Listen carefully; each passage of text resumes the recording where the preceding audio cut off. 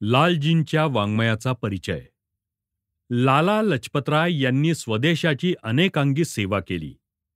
त्यापैकी त्यांच्या वाङ्मयात्मक कार्याचा थोडा परिचय वाचकास आज करून देऊ. लालांची पुस्तके उर्दू आणि इंग्रजी अशा दोन भाषातून आहेत.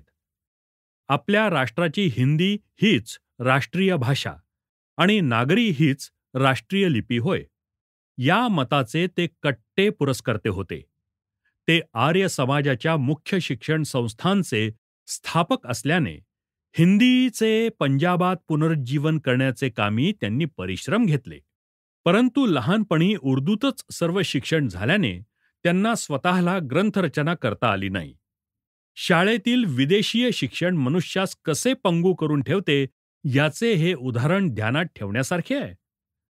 लालजीसारख्या जाज्वल्य देशभक्तांच्या स्फूर्तीचे मंगलाचरण मॅझिनी, गॅरिबाल्डी, छत्रपती शिवाजी आणि श्रीकृष्ण यांचे चरित्रापासून व्हावे हे साहजिकच होते. हिंदुस्थानसारख्या प्रपीडित राष्ट्रातील प्रत्येक उगवत्या पिढीने शिवाजीच्या, मॅझिनीच्या, गॅरिबाल्डीच्या चरणांना वंदन करून त्यांच्या दैदिप्यमान पराक्रमाचे तेजातच आपला आयुष्यक्रमाचा मार्ग चोखळीत चाललेच पाहिजे. परंतु ही त्यांची चारही पुस्तके उर्दूतच असल्याने आणि आपल्या मराठी, हिंदी इत्यादी भाषातून त्या चरित्रांची माहिती आधीच उपलब्ध असल्याने लालाजींच्या या पुस्तकांचा अधिक परिचय करण्याचे येथे बाजूस ठेवल्यास चालेल. उर्दू ग्रंथ सोडले तर बाकी लालजींचे 3-4 इंग्रजी ग्रंथ उरतात. त्यापैकी ब्रिटिश राजनीतीवर असलेले एक पुस्तक अजून जप्तच असल्यामुळे त्याची हिंदुस्थानास माहिती नाही. दुसरे महत्त्वाचे पुस्तक म्हणजे यंग इंडिया. ही दोन्ही पुस्तके अमेरिकेत लिहिली गेली. दोन्ही जप्तच होती, पण लढाईनंतर भारताच्या सुदैवाने यंग इंडियावरील जप्ती उठली. ते 2 वर्षांपूर्वी लाहोरला पुनर्मुद्रित झाले. तिसरे पुस्तक म्हणजे मिस मेओच्या विषारी पुस्तकास उत्तर म्हणून त्यांनी प्रसिद्ध केलेले लालजींचे प्रख्यात अनहॅपी इंडिया हे पुस्तक होय. या 3 पुस्तकात जी 2 उपलब्ध आहेत त्यापैकी प्रथमतः यंग इंडिया अर्थात तरुण भारत या पुस्तकातील लालाजींची विशिष्ट मते आपण महत्त्वाच्या मानाने अनुक्रम लावून निरीक्षण करू. या पुस्तकात लालाजींनी हिंदुस्थानच्या 1915 पर्यंतच्या अर्वाचीन चळवळींचे थोडक्यात विवेचन केले आहे. अर्वाचीन चळवळींचा प्रारंभ अर्थातच 1857च्या प्रचंड क्रांती युद्धापासून होतो. लालजी म्हणतात, हिंदुस्थानातील ब्रिटिश साम्राज्य ज्या साधनांनी स्थापिले गेले त्याचा इतिहास कृष्ण कारस्थानांनी भरलेला आहे. Empires can only be built by unscrupulous men of genius caring little for the wrongs which they thereby inflict on others or the dishonesties and treacheries or breaches of faith involved therein. British राजस्थापनेचा हा कपटघात, पात, छळ यांनी भरलेला इतिहास आताची पिढी जवळजवळ विसरली आहे. आश्चर्य इतकेच की जेव्हा ब्रिटिश कोर्टे हिंदी राष्ट्रीय पुढाऱ्यांवर आरोप ठेवतात, निर्बंधाने स्थापित झालेल्या सरकारास उलथवून टाकण्याचा प्रयत्न, तेव्हा पूर्वीच्या आमच्या निर्बंधाप्रमाणेच स्थापन झालेल्या सरकारास उलथवून टाकणाऱ्या या ब्रिटिशांना असा प्रश्न विचारावासा वाटतो की कोणत्या निर्बंधाप्रमाणे आणि निर्बंध कोणी केला? द ग्रेट इंडियन म्युटिनी 57चे क्रांतियुद्ध याला लालाजी म्युटिनी म्हणून लिहून गेले ते केवळ सवयीच्या घाईत ते म्युटिनी शिपायांचे बंड नव्हते हे लालजी पुढे सांगतात. शिपाई शिरले तसेच रशियन क्रांतियुद्धातही जे शिपाई शिरले त्यांनीच प्रथम बंड करून रशियन क्रांती आरंभिली. पण म्हणून रशियन क्रांती केवळ म्युटिनी अर्थात सैनिक बंड म्हणून कोणी म्हणत नाही. तीच 57ची गोष्ट लालजी म्हणतात, the great Indian mutiny was the first Indian political movement of the 19th century that was national as well as political. Lalji इंग्लंडमध्ये गोखल्यांच्या बरोबर गेले त्यावेळी बॅरिस्टर सावरकरांच्या अभिनव भारतातील चळवळीतील 57च्या क्रांतीयुद्धाचा स्मृतिदिन पाळण्याचा समारंभ झालेला होता. सावरकरांच्या या बंडाचे बंडपण मोडून त्यास क्रांतियुद्धाचे महत्त्व प्राप्त करून देणाऱ्या ग्रंथाचा आणि व्याख्यानाचा प्रतिवाद रोमेशचंद्र दत्ता यासारख्यांनी करून शेवटी सावरकरांचे विधान बरोबर आहे म्हणून मानले होते. Honours to the martyrs of 18th हा विस्तृत रक्तध्वज अभिनव भारताने फडकविला म्हणून मोठी गडबड झाली आणि भोजन समारंभातून लालाजी पण तो 1857चा ध्वज काढल्यामुळे उठून गेले होते. परंतु त्या चळवळीचा परिणाम त्यांच्या मनावर चिरकालिक झाला. क्रांतिकारकांचा टर्न आउट द ब्रिटिश हा रणघोष, the stubbornness with which they fought, how the people hated the British आणि त्या क्रांतीच्या पराजयाची कारणेही देखील सावरकरांच्या 57चे क्रांतियुद्ध या पुस्तकात जशी निर्णित केली गेली तशीच लालाजीसही आढळली. हे या 10-12 पानात उघड होत आहे. वर दिलेल्या इंग्लिश अवतरणात त्याच शब्दात समर्थक उच्चार केलेला आहे. ते क्रांतियुद्ध राष्ट्रीय स्वतंत्र युद्धच होते. प्रपीडक ब्रिटिशांच्या विरुद्ध झालेली प्रपीडित हिंदुस्थानची ती पहिली आणि प्रचंड रणगर्जना आणि रणधुमाळी होती. पुढे राष्ट्रीय सभेच्या स्थापनेचा इतिहास त्यांनी थोडक्यात दिलेला आहे.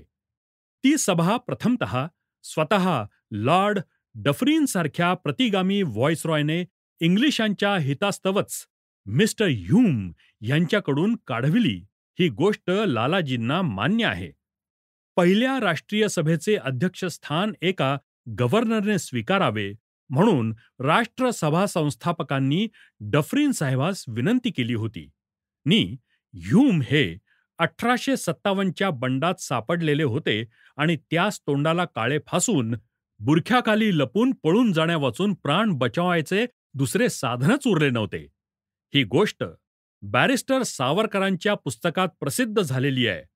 अशा प्रकारचे प्रचंड क्रांतियुद्ध हिंदुस्थानात पुन्हा होऊ नये म्हणून लोकांचे असंतोषाची वाफ राष्ट्रीय सभेच्या बंबातून अलगद वरच्या वर वातावरणात सोडण्यासाठी ही कल्पना सरकारने काढली. प्रथम सरकारनेच उचलून धरली. याचा परिणाम काय झाला हे उघडच आहे. ह्यूम लिहितात, a safety valve for the escape of great forces generated by the British connection was greatly needed and no more efficacious safety valve than the Congress movement could possibly be devised. Lalji म्हणतात, Mr. Hume saw danger to British rule, which he wanted to continue in India, and discontent going underground. परंतु शेवटी British राज्याविरुद्धचा असंतोष underground गेला तो गेलाच. ज्या गोष्टीला England भीत होते, राष्ट्रीय सभेसारखी बरीच कटकट करणाऱ्या बंबांची पीडाही ज्या भीतीपुढे त्यांना पुष्कळ सुसह्य वाटली, ती भुयारातील चळवळ, ते गुप्तकट, ते राज्यक्रांतीचे सुरुंग, भूमिकंपातील आत त्याची वीण वाढू लागली. शेवटी 1897 पासून त्याचा विस्तार आणि बळही वाढत वाढत 1905च्या संधीस धक्का सरकारास हादरवून टाकावे इतक्या जोराने बसू लागला. हाच लालजीच्या अर्थात यंग इंडिया पुस्तकाचा मुख्य कथानक काल होय. हेच अभिनव भारताचे हिंदुस्थान, इंग्लंड, युरोप, अमेरिका, चीनपर्यंत हिंदी स्वातंत्र्याच्या वीर्यशाली झुंजाचे प्रतिध्वनी पोहोचविणारे क्रांतिकारक आंदोलन. त्या आंदोलनाचे हृदयातून लालाजींनी या पुस्तकात बऱ्याच निर्भय, निपक्षपाताने सांगून टाकले आहे. ते प्रस्तावनेतच म्हणतात, सद्यस्थितीत म्हणजे 1920 सनात हिंदुस्थानात सशस्त्र क्रांती करू पाहणे इष्ट आहे असे मला वाटत नाही. तरी देखील मी क्रांतिकारकाचे जे वर्णन दिले आहे ते इतिहास या दृष्टीने आणि लोकमताचे प्रदर्शन म्हणून आहे तसेच देणे मला प्राप्त आहे. अभिनव भारताच्या यंग इंडियाच्या क्रांतिकारक पुढाऱ्यांशी लालाजींचा पुष्कळ परिचय झालेला असल्यामुळे लालाजींना एकीकडून सरकारच्या क्रोधास आणि दुसरीकडून क्रांतिकारकांच्या सहकार्य विच्छेदास सोसावे लागले. पण तरीही या पुस्तकात त्यांनी क्रांतिकारकास अत्याचारी किंवा अराजक किंवा माथेफिरू इत्यादी अप्रामाणिक शिव्या हासडून स्वतःचा भ्याडपणा कुठेही व्यक्त केला नाही. क्रांतिकारकांच्या अति उच्च ध्येयापुढे, त्याच्या पराक्रमी बलिदानापुढे, अलोट धैर्यापुढे आणि तेजपुंज चारित्र्यापुढे मनातल्या मनात नतमस्तक होऊन भले वीर म्हणूनच पुटपुटताना ते जिथे तिथे आढळतात. लिबर्टी अर्थात स्वातंत्र्य हेच ध्येय, मातृभूमी हीच त्यांची देवता.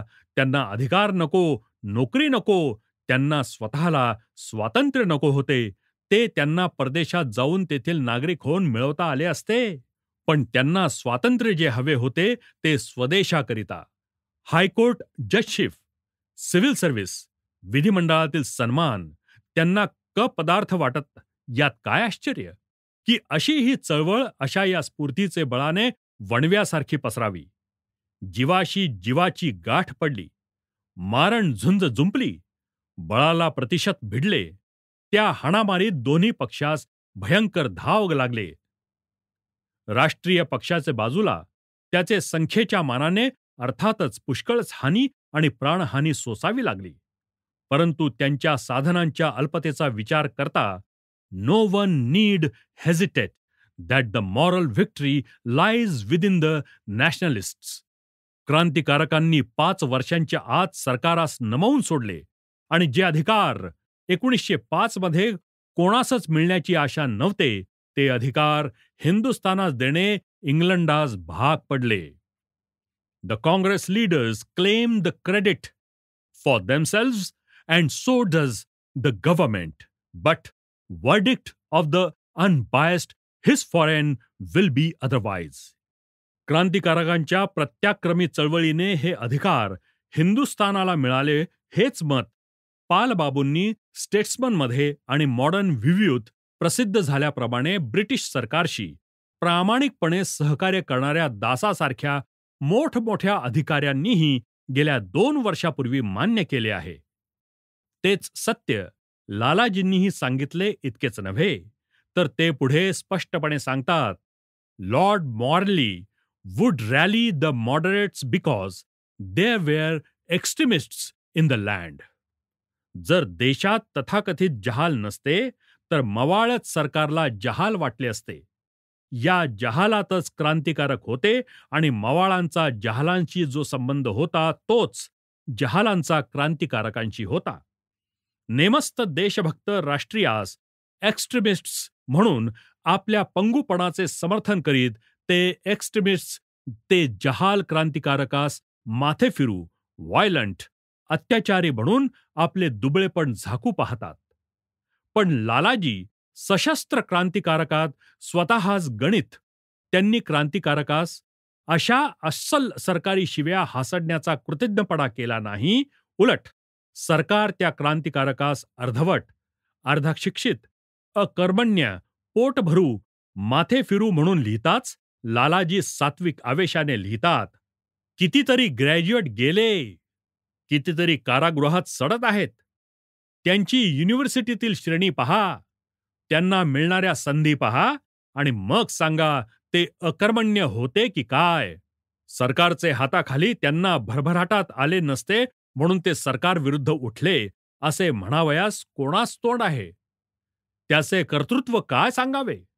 परकीय सरकारास जी जी दडपशाही करणे शक्य आहे ती ती करणे त्यांनी सरकारास भाग पाडले आणि तरी ते त्याखाली पूर्ण दडपले गेले नाहीत. राजद्रोहाची व्याख्या कडक केली, झटपट चौकशीचा निर्बंध केला, सभाबंदीचा निर्बंध झाला, स्फोटक बंदी झाली, मुद्रण बंदी झाली, देशावर गुप्तचरांच्या टोळधाडी पडल्या. शिक्षक, अध्यापक, पालक, अधिकारी सर्वांना आज्ञा सुटली की क्रांतीला दडपा. जप्त झालेली पत्रे, नष्ट केलेले ग्रंथ, राजद्रोहाचे खटले, शस्त्रासाठी खटले, दवड्यासाठी खटले, वागणुकीसाठी देड दडपशाही दडपते आहे, पण तरीही ते वर उठतातच आहेत. बाहेर ही दडपशाही, कारागृहात तो छळ, शिक्षा, मारहाण, आत्महत्या, बुद्धिभ्रंग. कारागृहातील छळास बळीवर बळी पडत आहेत, तरीही क्रांतिकारकांची चळवळ दडपली जाण्याचा संभव अजून दूरच आहे. आज जे फाशी जातात किंवा बंदीगृहात पडतात त्याची जागा उद्याच भरून निघते.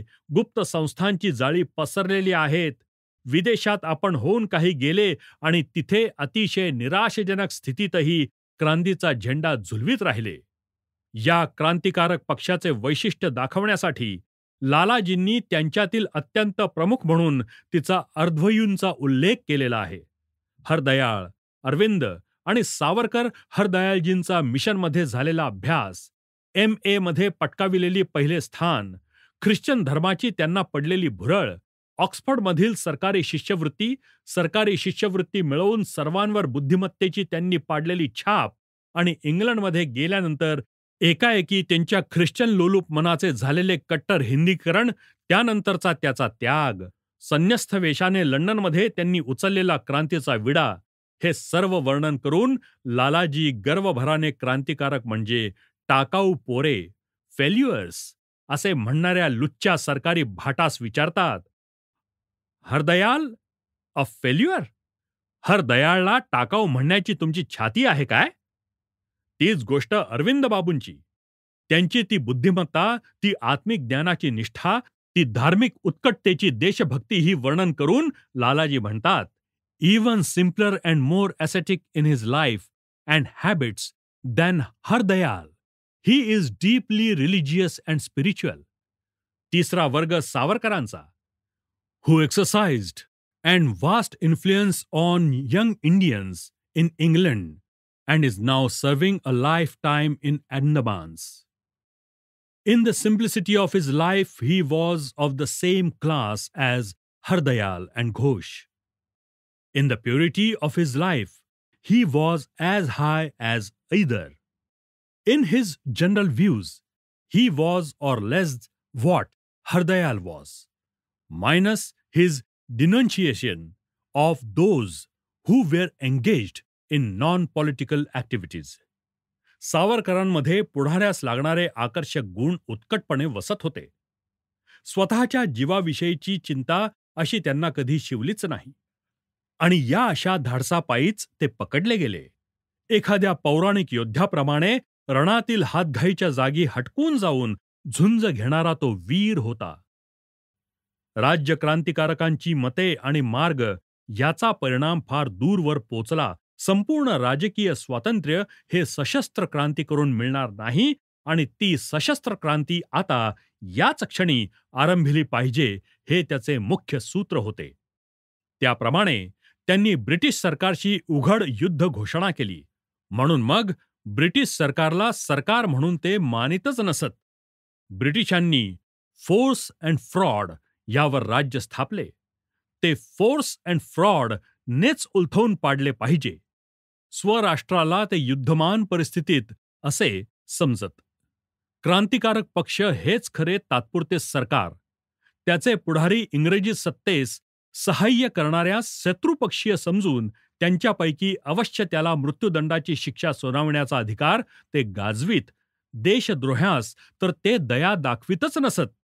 कर गोळा करण्याचाही अधिकार गाजवून शत्रूंच्या कोशागारास लुटून किंवा वेळच पडली तर लोकांपासूनही बळाने कर घेऊन ते राष्ट्रीय युद्ध चालविले पाहिजे या तत्वावर लढत. The safety of the state is the first consideration for all those who form the state, and that in case of necessity, the state has a right to use the property of even private individual who is included in the body politics. वरचेवर इंग्रजी सत्तेवर असे व्यक्तिशः आणि संधशः सशस्त्र छापे मारून तिला धाक बसवीत चाललेले, म्हणजे त्या प्रमाणात लोकांचाही दास्यजनित भ्याडपणा मावळत जाऊन त्याचा आत्मविश्वास वाढू लागतो. म्हणून बॉम्ब आणि पिस्तुले याचा उपयोग ते करतात. Occasional use of bombs and revolvers was the only way to assert their manhood. It attracted attention all over the world. At home, it reminded the people of the wrongs they were suffering at the hands of the government. At first, it shocked the people, but they do not now think so badly of those who used the bombs. परंतु क्रांतीचा आरंभ जरी bomb आणि पिस्तुलापासून असला, तथापि त्याचा मुख्य भर इंग्लिशाचे नोकरीतील सैनिकांना वळवून परराष्ट्राशी राजकारण जुळवून लहान लहान उठावण्या करून लोकास युद्धक्षमतेचे शिक्षण देत कोण्यातरी जागतिक युद्धात इंग्लंडला गाडून चिरडून टाकण्याच्या व्यापक कार्यक्रमावर होता. या भयंकर चळवळीला दडपून टाकण्यासाठी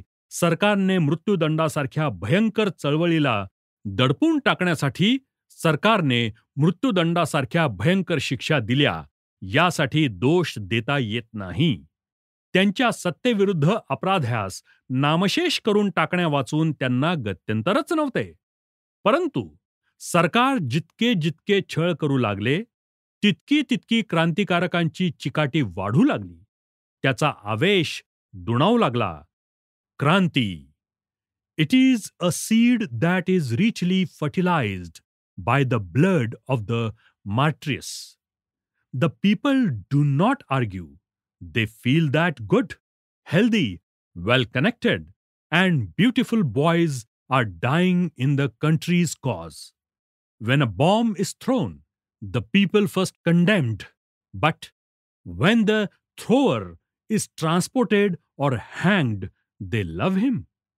He is martyr for the national cause. Their names they enshrine in their hearts. जे म्हणतात क्रांती मेली ते मूर्ख आहेत. The movement is alive. At least 75% PC of the students in India and in England sympathize with this party. तरुणांवर या परक्यांची विलक्षण छाप पडते. अर्थात ही 1915 ची स्थिती होती. सुदैवाने आता हे संकट पुष्कळच कमी झालंय. कारण आताशी तरुण लोक श्वादी संध्यातून व्याख्याने आणि मिरवणुकी काढण्यास वृद्धांशी चढाओढ करीत अनत्याचारी, सात्विक, शांत अशा गांधळ मार्गांनी पुच्छ प्रगती करीत असतात. गोमंतकास विसरू नका, कारण भारत म्हणजे केवळ ब्रिटिश भारतच नव्हे. गोमंतकातील आमच्या स्वदेश बंधूंना आणि स्वधर्म बंधूंना गोमंतकेतर भारतास आमचा नेहमीच पूर्ण विसर पडलेला असतो. असे जे वारंवार वाटते ते अगदीच निष्कारण भासते असे नाही. भारतातील अनेक पुढाऱ्यांच्या मनापुढे त्याची तशी इच्छा नसताना भारत म्हणताच केवळ ब्रिटिशांच्या हाताखाली असलेल्या भारताच्या भागाचीच तेवढी मूर्ती उभी राहते. आणि बाकीच्या पुढाऱ्यांच्या मनात तर गोमंतकादी ब्रिटिश भारताबाहेरील भारताचे विभाग हे भारतात अंतर्भूत आहेत या सत्याची जाणीव इतकी पुसट झालेली असते की त्यास गोमांतकाचा समावेश भारतीय प्रश्नात करावा अशी इच्छाच उत्पन्न होत नाही. त्यांना स्पष्टपणे असे म्हणताना आम्ही ऐकले की गोमांतक परराज्य त्याची सुखदुःख निराळी, आमची निराळी. त्याचा मार्ग त्यांनी काढावा, आमचा आम्ही. हे अविचारी विचारवंत स्वतःस असे विचारित नाहीत की गोमांतक परराज्य तर काय ब्रिटिश भारत स्वराज्य आहे. परंतु लहानपणापासून घरीदारी त्यास शिक्षण अशाच रीतीने मिळते की नेपाळ, चंद्रनगरादी फ्रेंच भाग, गोमांतकादी पोर्तुगीज भाग इत्यादी ब्रिटिशाच्या हातात नसलेल्या विभागाबद्दल त्यांच्या मनात काही दैशिक किंवा राष्ट्रीय ममत्व उत्पन्न होत नाही.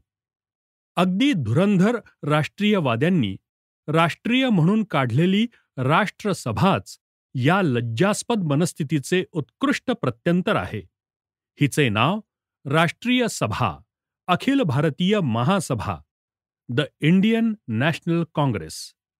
पण तिच्यात गोमांतक, पांदेचरी किंवा नेपाळ ह्याच्या वतीने प्रतिनिधी औषधासही आले नाहीत, बोलावले गेले नाहीत. इतकेच नव्हे, तेही समाविष्ट करून घेणे हे आपले कर्तव्यच नाही अशी स्पष्ट प्रतिज्ञा तिच्या चालकातील अनेकांनी अनेकवार उच्चारून दाखवली आहे. स्वराज्याच्या घटना, प्रांत विभागणीच्या नामावली आणि इतर अनेक प्रकारच्या ज्या राष्ट्रीय योजना राष्ट्रसभेने आजवर केल्या, त्यात नेपाळ, गोमांतक, पांदेचरी इत्यादी भारतीय विभागांचा नामनिर्देश सुद्धा सहसा सापडत नसतो. उत्तर आफ्रिकेत किंवा दक्षिण आफ्रिकेत गेलेल्या प्रवासी भारतीयांची दुःखे देखील राष्ट्रीय सभेत प्रतिध्वनित होतात. त्यासुद्धा राष्ट्रीय म्हणून समजण्यात येते. पण एका हाकेवर असलेल्या गोमांतकाच्या किंवा नेपाळच्या अस्तित्वाची देखील वास्तपुस्त इंडियन नॅशनल काँग्रेस, अखिल भारतीय राष्ट्रसभा म्हणविणाऱ्या या राष्ट्रीय सभेत कोणी आजवर केलेली नाही.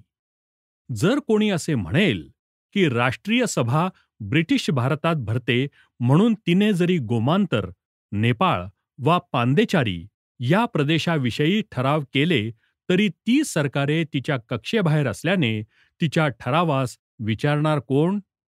तर त्या आक्षेपास पहिले उत्तर असे की ब्रिटिश सरकार तुमच्या ब्रिटिश भारताच्या ठरावास कितीसे विचारित असते ते सायमन कमिशनच्या ताज्या उदाहरणावरूनही कोणासही कळणारे आहे. शस्त्रांच्या परवानगीचे ठराव तुम्ही 30-35 वर्षे केले तर शस्त्रांची बंदी उठली का? दुसरे उत्तर असे की तुम्ही ब्रिटिश सरकारास ऐकणे भाग पाडावे म्हणून ठराव करीतच राहिल्याने शेवटी ते तुम्हास तुमच्या कक्षेत आलेसे वाटावे इतके लक्ष तुमच्याकडे जसे देऊ लागले तसेच गोमांतक, पांदेचारी येथील विदेशी सरकारेही तुम्ही तुमच्या कक्षेत आणण्याचे प्रयत्न का करीत नाही? वर्तमानची गोष्ट सोडली तरी भविष्यात भारताची जी कल्पनाचित्रे तुम्ही आखता त्यामध्ये तरी या नेपाळ गोमांतकादी भागांचा समावेश सुस्पष्टपणे करावयास हवा होता की नाही? पण तसे काहीच का घडत नाही? तेव्हा याचे मूळ कारण हेच होय की राष्ट्रसभेच्या राष्ट्रीयत्वाची खरी व्याप्तीच अजून स्पष्टपणे आणि तीव्रतेने तिच्या चालकांच्या आणि हिंदी जनतेच्या लक्षात आलेली नाही. राष्ट्रीय सभा स्वतः इंडियन अखिल भारतीय म्हणविते तरी ती वस्तुतः अजून ब्रिटिश भारतीय सभाच आहे. तिच्या प्रत्यक्ष कार्याचे तर राहोच, पण मनाच्या जाणीवेचे क्षेत्रही ब्रिटिश भारताच्या सीमांनी जखडलेले आहे. म्हणून साऊथ आफ्रिकेच्या किंवा ब्रिटिश ग्यावयानांच्या हिंदी लोकांच्या सुखदुःखाशी ती समवेदन होऊ शकते. पण गोमांतक, नेपाळी, पांदेचरी आदी राष्ट्रविभागाचा नामनिर्देश करण्याचीही तिला आवश्यकता वाटत नाही. वास्तविक पाहता खऱ्या इंडियन अखिल भारतीय राष्ट्रसभेने पहिल्याच अधिवेशनात हे व्यापक नाव धारण करताच असे स्पष्ट म्हणावयास हवे होते की फ्रेंच इंडिया, ब्रिटिश इंडिया, पोर्तुगीज इंडिया इत्यादी थोतांड आम्ही मानित नाही. आम्हास इंडिया काय तो ठाऊक आहे. आम्हास भारत माहीत आहे. भारताची ज्याने शकले पाडली त्यांनी पाहिजे तर ती शकले कल्पावी.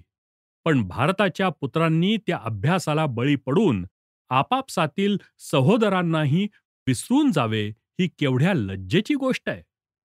एका घरात 4 परकी लुटारू माणसे घुसून त्यांनी 4 लहान मोठे भाग बळाने हस्तगत केले तर काय त्या घराच्या कुटुंबाने पण आपली 4 घरे आणि निराळी कुटुंबे झाली म्हणून मानून एकाने दुसऱ्यास दुसरा म्हणून लेखावे? आणि घराची सुटका करताना स्वतःचा भाग तेवढाच आपले घर आणि जो भाग दुसऱ्यांच्या हाती आहे ते भाग घर नाही असे म्हणावे? ब्रिटिश भारत, पोर्तुगीज भारत, फ्रेंच भारत इत्यादी शब्द ऐकताच आमची मान लज्जेनं खाली गेली पाहिजे. हे शब्द नव्हेत, अपशब्द आहेत. नेपाळपासून सिंहलपर्यंत, सिंधूपासून सिंधूपर्यंत हे भारत अखंड, अविभिन्न आणि अविभाज्य आहे. त्या उभ्या भारताची आम्ही मुक्तता करू इच्छितो. त्या भूमीतील एक कण देखील जोवर परसत्तेच्या पायाने दूषित होत आहे तोवर आमचे कार्य पूर्ण झाले असे आम्ही मानणार नाही. आमची झुंज ढिली होणार नाही. निरुपायाने जसे अपशब्द देखील सोसावे लागतात, अप्रतिष्ठित देखील राहावे लागते, तसे हे ब्रिटिश भारत, फ्रेंच भारत इत्यादी शब्द आम्ही सोसू. त्या परिस्थितीची व्यवहारात अपरिहार्य तेवढी जाचणी भोगू, उपयोगही करून घेऊ. पण आम्हास महाराष्ट्र परतंत्र असता जितकी अस्वस्थता त्रास देईल तितकीच पांदेचेरी स्वतंत्र होईतोवर हृदयाची तळमळ छळील. जोवर बंगाल परदास्यात आहे तोवर भारत स्वतंत्र झाला असे वाटणार नाही.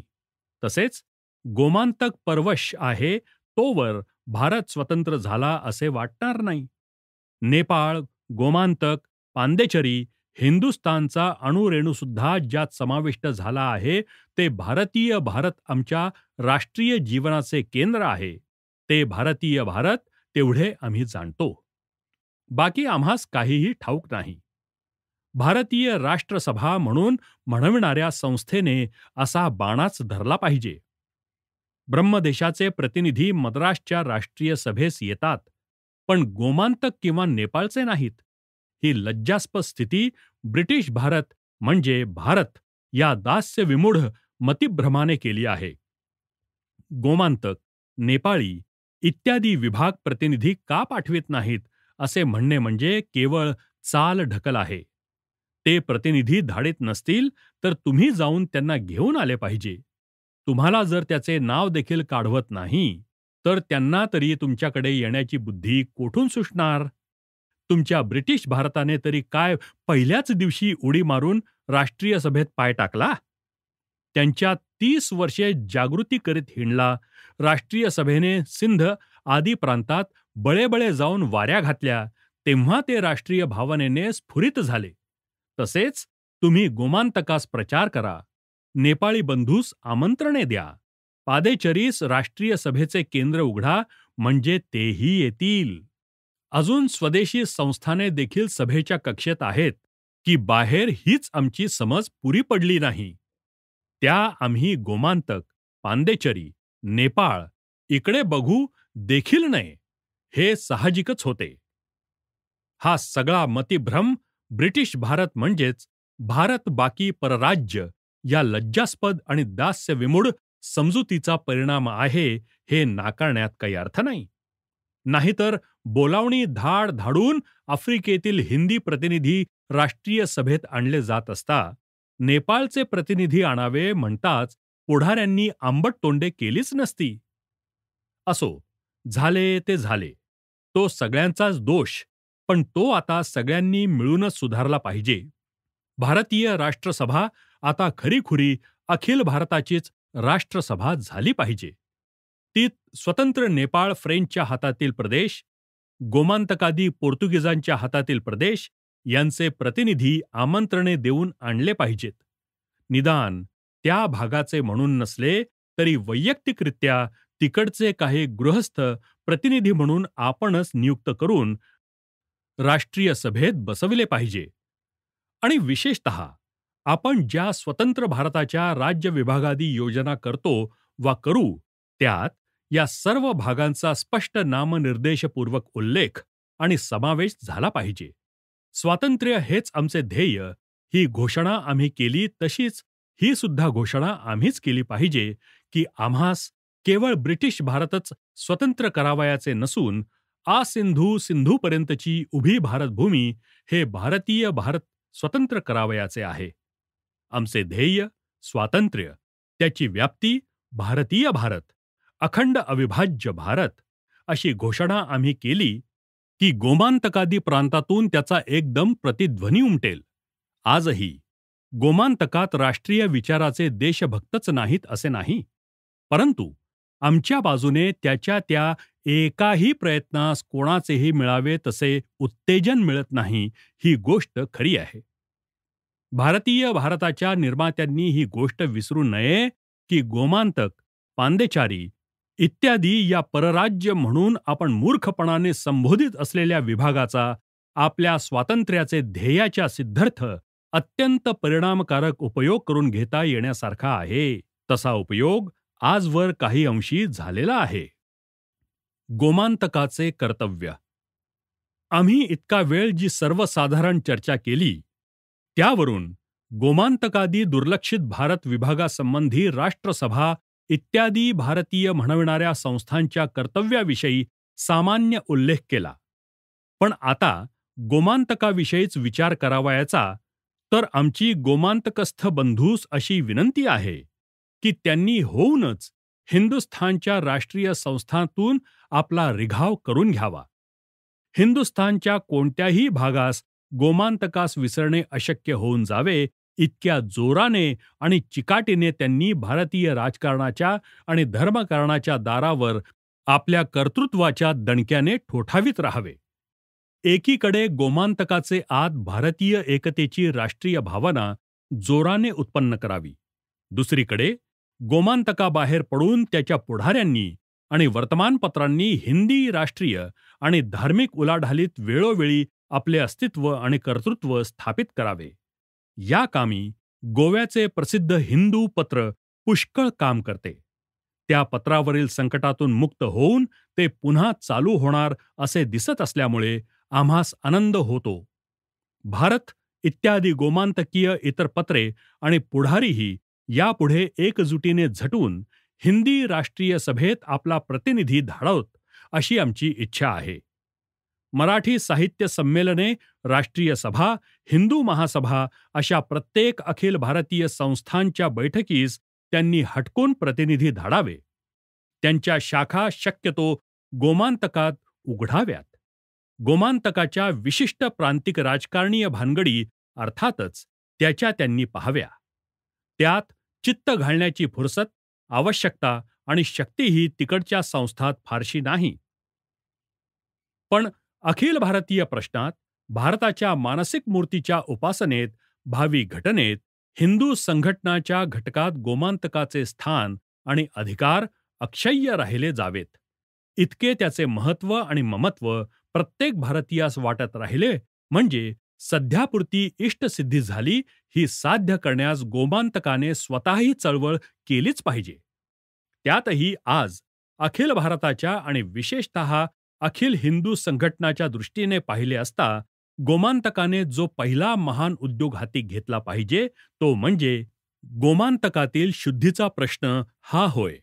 गोमांतकात पोर्तुगीजांच्या धर्मच्छळक राजवटीत बलात्काराने जे हजारो हिंदू लोक परधर्मात दडपले गेले ते मनाने हिंदू असताही अजून परधर्मात खितपत पडले आहेत. त्याचे मुख्य कारण त्यास परत घेण्यास जुना हिंदू समाज सिद्ध नव्हता आणि नाही हे होय. श्रद्धानंदाचा संपादक वर्ग तरी गोमांतकातील या हजारो हिंदूस पुन्हा शुद्ध करून घेण्याचा महान योग केव्हा येतो याची रात्रंदिवस उत्कंठतेने वाट पाहत आहे. इतक्यासाठी सांगावयाचे की श्रद्धानंद गोमांतकास विसरतो म्हणून काही मित्र ममत्वाचा आक्षेप करतात. या कार्यासाठी बॅरिस्टर सावरकरांनी कारागारातून पाय बाहेर पडताच सुतोवाच केले.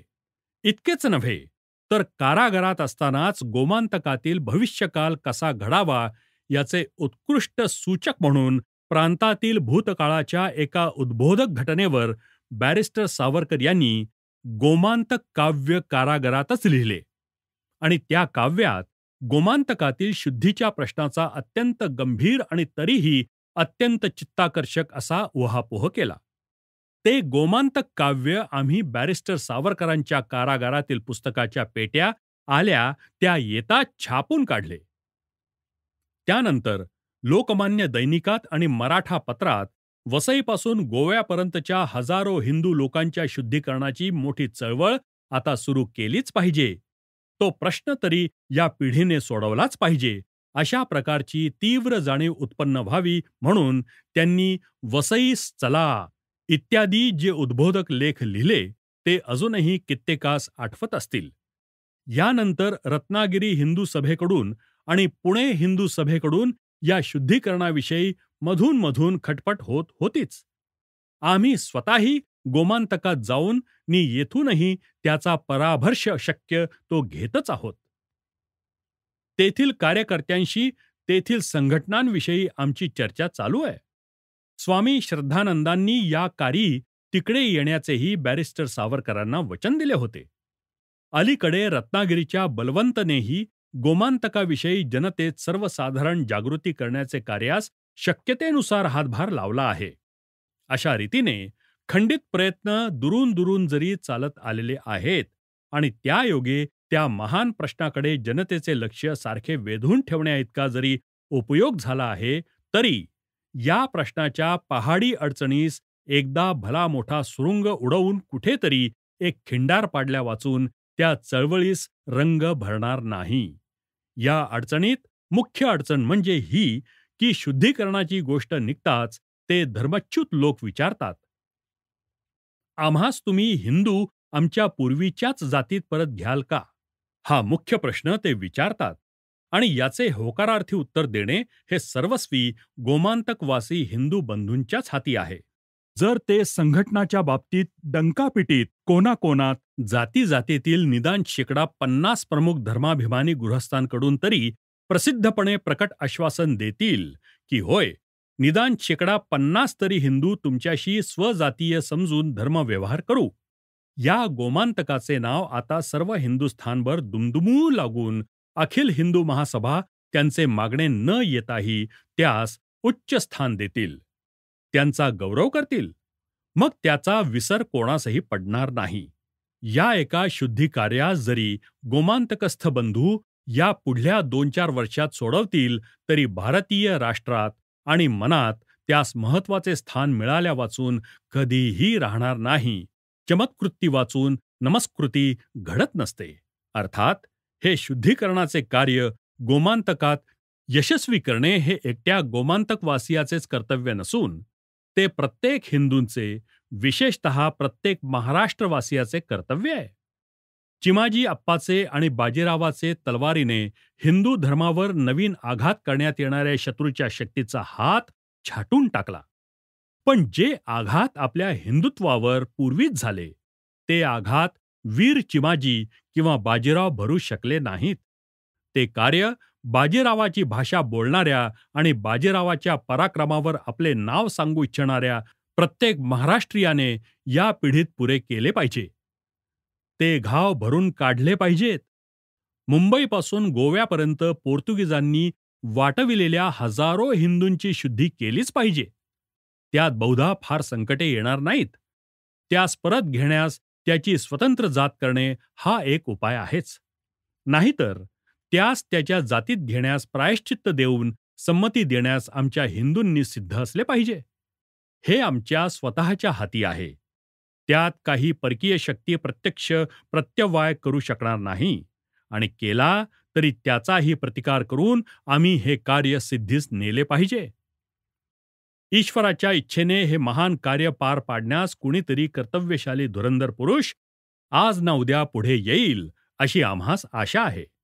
गोमांतकातील सर्व हिंदू जनतेने ही सोन्याची संधी न गमावता पूर्वीच्या आपल्या घातक रूढी मोडून टाकून त्या शुद्धीकरणासाठी लागेल तो पैसा आणि प्रयत्न पाण्यासारखा ओतण्यास मागे पुढे होऊ नये आणि त्या शुद्धीकृतास मुक्त हस्ताने आणि सत्कंठाने हिंदू हिंदू बंधू बंधू म्हणून आलिंगन द्यावे.